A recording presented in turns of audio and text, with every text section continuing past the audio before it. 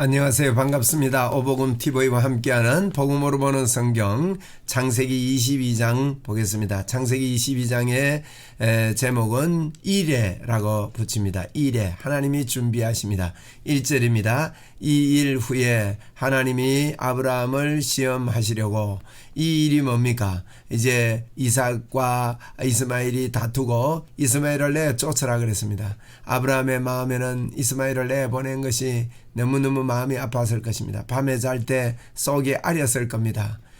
우리가 자녀에게 어떤 일이 있을 때 얼마나 부모의 그 마음이 아픕니까? 자녀가 몹쓸 병에 걸렸다든지 또 평생 어떤 질병을 안고 이렇게 살아가야 되는 그런 자녀의 병이 발병된 것을 알게 되었을 때 그 마음이 얼마나 아프고 그 부모의 마음은 이루 다른 사람들에게 설명할 수 없었던 것처럼 없습니다. 그것처럼 아브라함도 이스마엘을 내보내고 나서 너무 마음이 아팠습니다. 그런데 그 일 후에 하나님이 아브라함에게 시험하려고 그를 부르십니다. 아브라함아 하시니 그가 이르되 내가 여기 있나이다. 여호와께서 이르시되 내 아들 내 사랑하는 독자 이삭을 데리고 모리아 땅으로 가서 내가 내게 일러준 산 거기서 그를 번제로 드리라. 정말로 끔찍한 일입니다. 이스마엘도 내쫓으라 하시더니만은 이제는 이삭까지도 이제 번제로 드리라고 그렇게 말씀을 하십니다. 정말 우리 하나님께서 우리에게 요구하시는 것은 진짜 좋은 것, 참 행복이 무엇인지 우리에게 가르쳐 주기 위해서 이렇게 하신다는 것을 우리는 기억해야 합니다.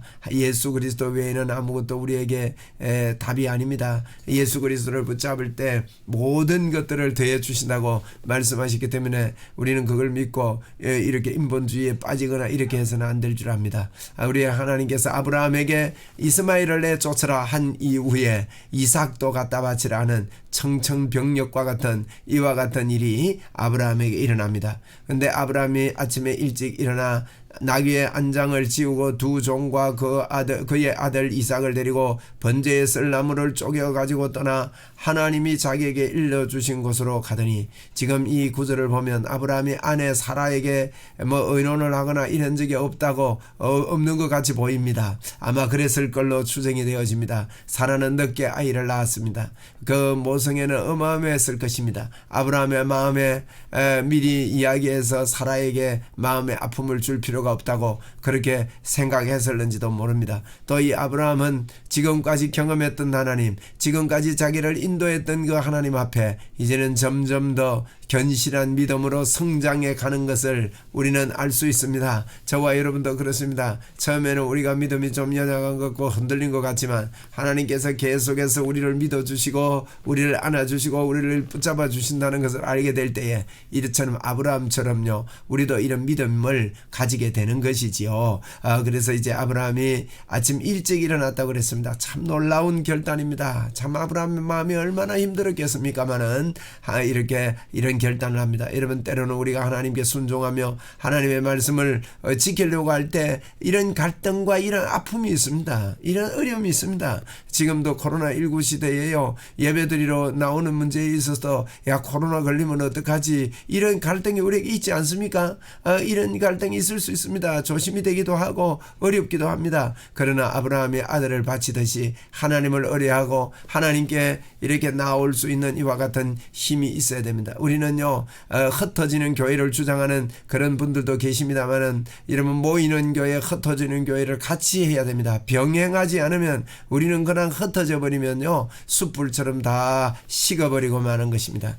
그렇기 때문에 모여서 하나님 앞에 성령 충만하고 합심하여 기도하고, 그래서 또 흩어지고 그게 마음이 하나가 되고 이것을 해야 되는데, 지금 사단은 이 질병을 통해서 우리에게 이런 것들을 하지 못하게 만드는 이것인데, 모이자고 할 때 이런 아픔이 우리에게 있을 수 있습니다. 그러나 아브라함의 결단을 보십시오. 저와 여러분이 하나님 앞에서 하는 모든 일에 이와 같은 하나님을 전적으로 의뢰하는 결단이 있어야 합니다. 질병인데도 그래야 되느냐, 이런 말을 할 수가 있습니다. 저는 질병이라도 그렇게 해야 된다고 믿습니다. 하나님은 질병보다 더 크신 분이고 우리 하나님 앞에 모여서 예배할 가치가 있는 분이라고 틀림없이 선포합니다. 4절에 보니까 제3일에 아브라함이 눈을 들어 그곳을 멀리 바라본지라. 멀리 바라봅니다. 3일에 제3일에 아침 일찍 일어나서 출발한 것이 3일 동안 갔습니다. 제법 먼 거리를 갔다는 뜻입니다. 이에 아브라함이 종들에게 이르되 종들도 함께 갔습니다. 그는 나귀와 함께 너희는 나귀와 함께 여기에서 기다리라. 내가 아이와 함께 저기 가서 예배하고 우리가 너희에게로 돌아오리라. 이렇게 이야기를 했습니다. 그리고 6절입니다. 6절에 아브라함이 이에 번제나무를 가져다가 그의 아들 이삭에게 지웁니다. 이 지울 때 아브라함의 마음이 어땠을까요? 말은 하지 않았지만 이 번제나무가 너를 번제로 드릴 나무란다.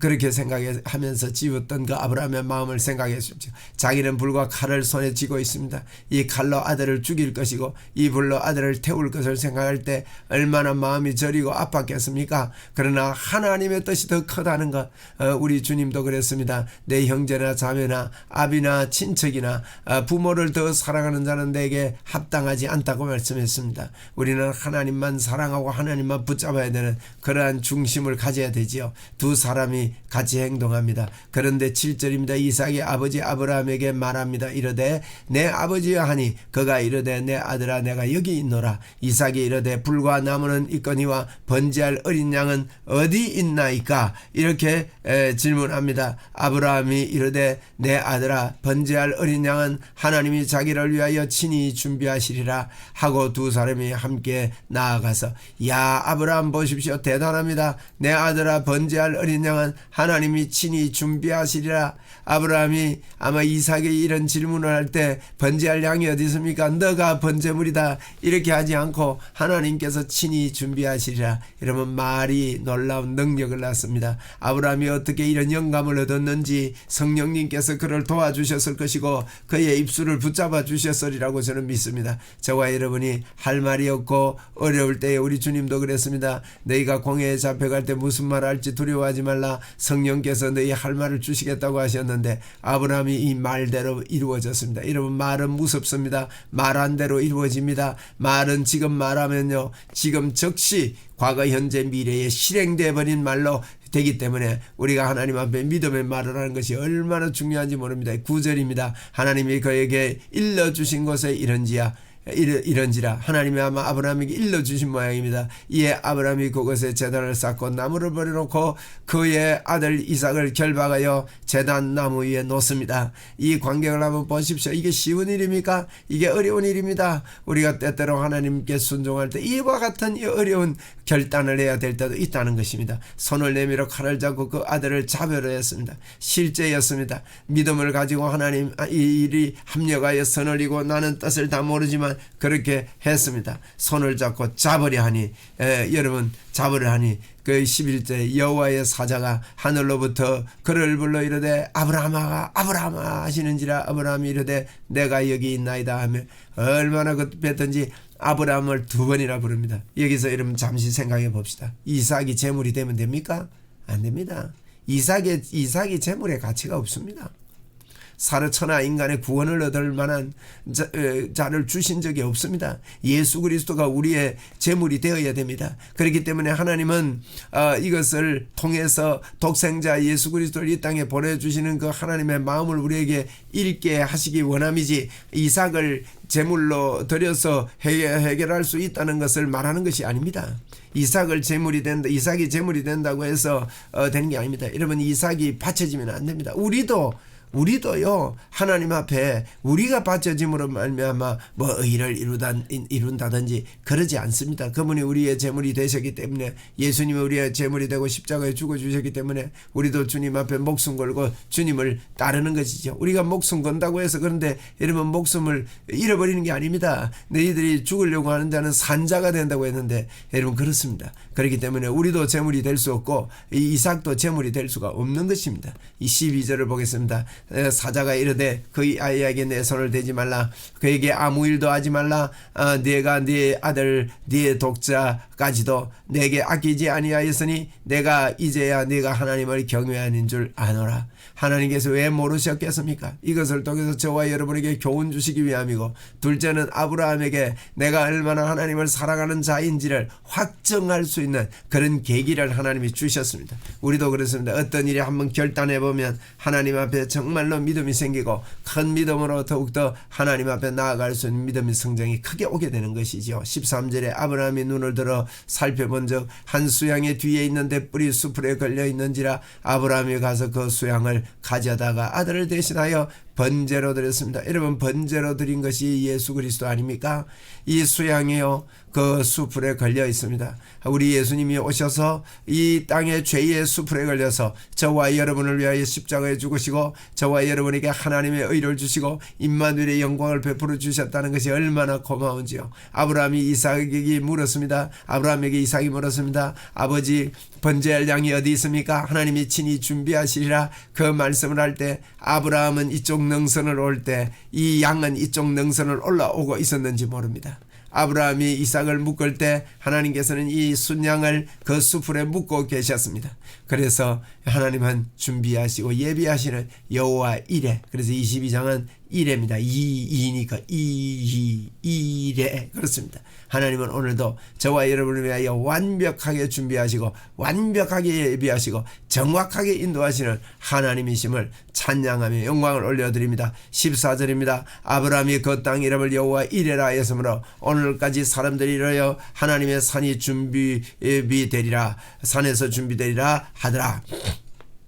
여호와의 사자가 하늘에서부터 두 번째 아브라함을 불러 이르되 여호와께서 이르시기를 내가 나를 가리켜 맹세하노니 내가 이같이 행하였은즉 내 아들 네 독자도 아끼지 아니하였은즉 내가 네게 복을 주고 내 씨가 크게 번성하여 하늘의 별과 같고 바닷가의 모래와 같게 하리니 내 씨가 그 대적의 성문을 차지하리라. 여러분, 오늘 하나님께서는 이삭 독자로도 아끼지 않기 때문에 내가 너에게 복을 준다, 이렇게 지금 말하고 있습니다. 그런데 사실 그렇습니까? 창세기 12장부터 아브라함을 부를 때부터 이 복은 명명되었고 창세기 15장에도 이 복은 명명되었습니다. 아브라함이 잘해서가 아닙니다. 아브라함이 그 행위를 보십시오. 아브라함이 하나님께서 나타나서 그걸 할 때 웃지를 않나, 이스마엘을 낳지를 않나, 여러가지 참 사례와 더불어 사라와 더불어 참 하나님을 잘 믿지 못할 때도 많고 흔들릴 때가 많았지만은 하나님은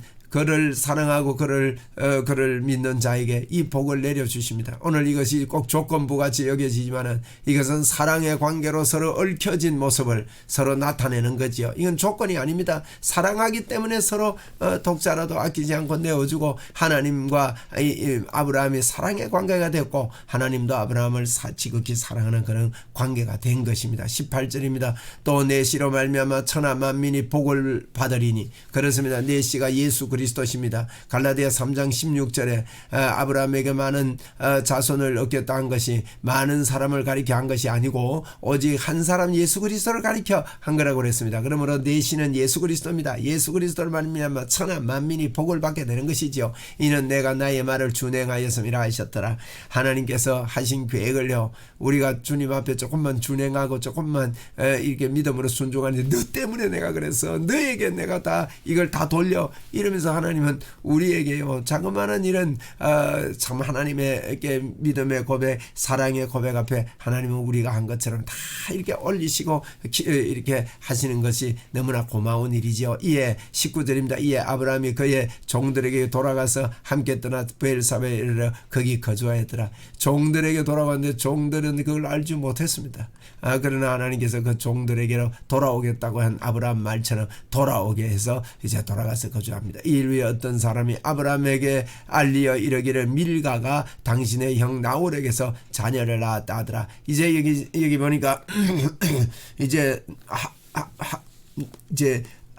아브라함의 이제 나홀은 아브라함의 형이죠. 아브라함의 나홀에게서 자녀를 낳았다 하리라. 당신의 형 나홀에게서 자녀가 낳습니다 하는데 이것은 지금 저 밑에 보면은 리브가 23절에 보면 리브가를 이제 출산시킵니다. 이것은 이삭의 아내가 되는 리브가를 말하기 위해서 족보를 잠시 이야기하는 겁니다. 나홀의 이제 밀가에게서 나홀에게서 자녀를 낳았다 이렇게 이야기를 합니다. 나홀의 족보입니다. 그의 맏아들은 우수요. 우수의 형제는 부스와 아람의 아버지 거무엘과 게셋과 하소와 빌다스와 이들랍과 드부엘이라. 이 8사람은 아브라함의 형제 나홀의 아내 밀가의 소상이며 8형제가 낳았는데 버두엘은 리브가를 낳았고, 그래 리브가가 여기 탄생됩니다. 그래서 리브가가 갑자기 24장에서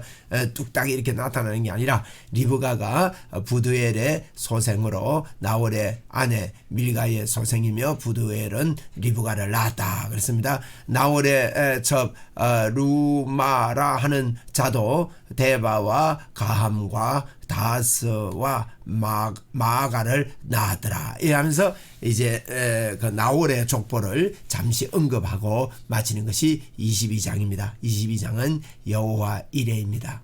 아브라함이 잘해서 하나님께서 예비하시는 것 아니고 준비하시는 게 아닙니다. 우리의 예수님이 오셔서 우리의 참 번제물이 되어주신 주님을 찬양합니다. 23장에서 뵙도록 하겠습니다. 감사합니다.